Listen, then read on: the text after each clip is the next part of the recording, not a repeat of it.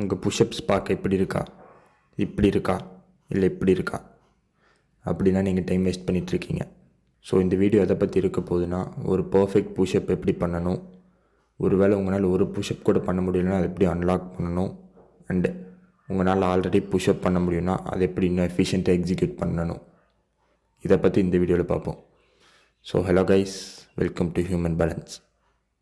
First, ஒரு perfect push-up எப்படி பண்ணணும்னா, கிரவுண்டில் ஹேண்ட் ப்ளேஸ் பண்ணும்போது ஃபிங்கர்ஸ் நல்லா ஸ்ப்ரெட் பண்ணி ஷோல்டரத்தை விட கொஞ்சம் வைடாக, சைடில் இருந்து பார்க்கும்போது wrist, elbow and shoulder straight லைனில் வர மாதிரி ப்ளேஸ் பண்ணணும். அதுக்கப்புறமா எல்போஸ் அவுட் சைடில் டில்ட் பண்ணி ஸ்கேப்புலா ப்ரொட்ராக்ஷன் அண்ட் டிப்ரெஷன் பண்ணி கோர் என்கேஜ் பண்ணுறதுக்காக போஸ்டீரியர் பெல்விக் டில்ட் பண்ணி உங்கள் செஸ்ட் கிரவுண்டோட க்ளோஸாக இருக்க வரைக்கும் கீழே வரணும். நெகட்டிவ் மோஷனில் மட்டும் ஸ்கேப்புலா ரிட்ராக்ட் பண்ணிக்கலாம் அண்ட் உங்களோட எல்போஸ் பாடிக்கு 45 டிகிரி ஆங்கிளில் இருக்கணும். அப்புறமா அதே ரூட்டில் மேலே வரணும்.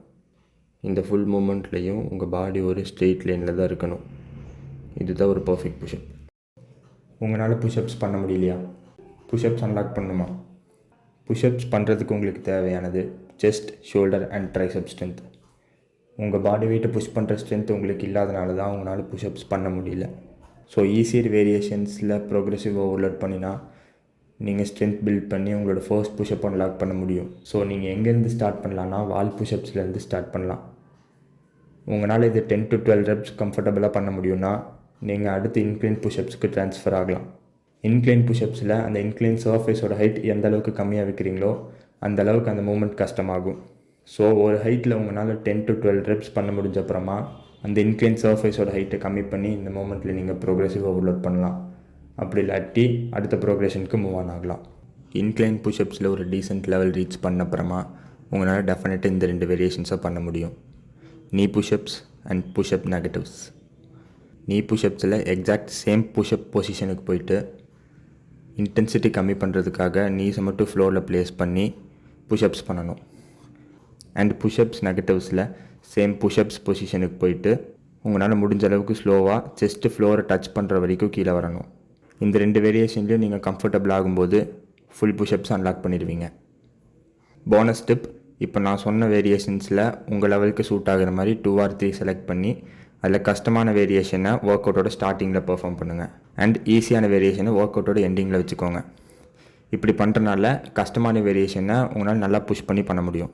அண்ட் நீங்கள் அப்படியே ரெகுலராக புஷ்அப்ஸை க்ளோஸ் டு ஃபெயிலியர் ட்ரெயின் பண்ணிட்டு இருந்தீங்கன்னா சீக்கிரமாகவே உங்களால் 20 to 30 புஷ்அப்ஸ் பண்ண முடியும். அண்ட் அதுக்கப்புறமா உங்களோட muscle building and strength gaining ப்ராசஸை இன்னும் பெட்டராக எடுத்துகிட்டு போகிறதுக்கு புஷ்அப்ஸோட இன்டென்சிட்டி இன்க்ரீஸ் பண்ணி நீங்கள் ப்ரோக்ரெசிவ் ஓவர்லோட் பண்ணணும். ஸோ புஷ்அப்ஸோட இன்டென்சிட்டி இன்க்ரீஸ் பண்ணி அதை எப்படி நீங்கள் இன்னும் எஃபிஷியண்ட்டாக எக்ஸிக்யூட் பண்ணலாம். First thing, form. நீங்கள் உங்களோட ஃபர்ஸ்ட் புஷ்அப் அன்லாக் பண்ணும்போது அது டெஃபினட்டாக நான் சொன்ன பர்ஃபெக்ட் ஃபார்மில் வரப்போகிறது கிடையாது.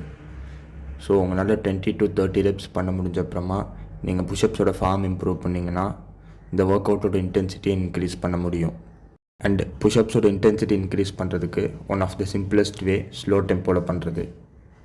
ஜென்ரலாக எல்லோரும் pushups 1 second up and 1 second down மாதிரி தான் பண்ணுவாங்க. பட் அந்த மாதிரி இல்லாமல் நெகட்டிவ் மோஷனை ஸ்லோ அண்ட் கண்ட்ரோல்டாக 3 to 4 secondsக்கு பண்ணி பாட்டம் பொசிஷனில் 1 second ஹோல்ட் பண்ணி அதுக்கப்புறம் 1 or 2 secondsக்கு மேலே வந்தால் இது 1 rep. இந்த மாதிரி பண்ணுறதுனால உங்களோட மைண்ட் மசில் கனெக்ஷனையும் இம்ப்ரூவ் பண்ண முடியும். அடுத்த சிம்பிளானவே வெயிட்டட் புஷ்அப்ஸ். ஒருவேளை உங்கள் கோல் மசில் ஆர் ஸ்ட்ரென்த் கெயின்னா அண்ட் உங்களால் 20+ reps பண்ண முடியும்னா அஃப்கோர்ஸ் நீங்கள் ப்ரோக்ரெசிவ் ஓவர்லோட் பண்ணணும். உங்கள் பாடியில் வெயிட் ஆட் பண்ணுறது ப்ரோக்ரெசிவ் ஓவர்லோட் பண்ணுறதுக்கு one of the simplest way. ஏன்னா நீங்கள் ஒரு வெயிட்டில் கம்ஃபர்டபுள் ஆகும்போது சிம்பிளாக அந்த வெயிட் இன்க்ரீஸ் பண்ணி ப்ரோக்ரெசிவ் ஓவர்லோட் பண்ணிக்கலாம். இதுக்கு நீங்கள் வெயிட் பிளேட்ஸும் யூஸ் பண்ணலாம், இல்லை ஒரு ஸ்கூல் பேக்கில் ஏதாவது ஒரு வெயிட் ஆட் பண்ணி கூட யூஸ் பண்ணலாம். And mind muscle connection improve பண்ணுறதுக்காக வெயிட்டட் புஷ்அப்ஸை ஸ்லோ டெம்போவில் பெர்ஃபார்ம் பண்ணலாம். அடுத்த எஃபிஷியண்ட்டானவே டிஃப்ரெண்ட் வேரியேஷன்ஸ். நீங்கள் ஓவராலாக செஸ்ட் பில்ட் பண்ணணுன்னா அதுக்கு அப்பர், மிடில் அண்ட் லோவர் செஸ்ட்னு 3 பார்ட்ஸ் ட்ரெயின் பண்ணணும். நீங்கள் ஃப்ளோரில் புஷ்அப்ஸ் பண்ணாலே மிடில் அண்ட் லோவர் செஸ்ட் நல்லா ஆக்டிவேட் ஆகும். அண்ட் நீங்கள் அப்பர் செஸ்ட் பில்ட் பண்ணுறதுக்கு லெக்ஸ் ஏதாவது ஒரு எலிவேட்டட் சர்ஃபேஸில் வச்சு டிக்ளைன் புஷ்அப்ஸ் ட்ரெயின் பண்ணலாம். லெக்ஸ் எவ்வளோ ஹைட்டாக வைக்கிறீங்களோ இந்த மூமெண்ட் அந்தளவுக்கு கஷ்டமாகும்.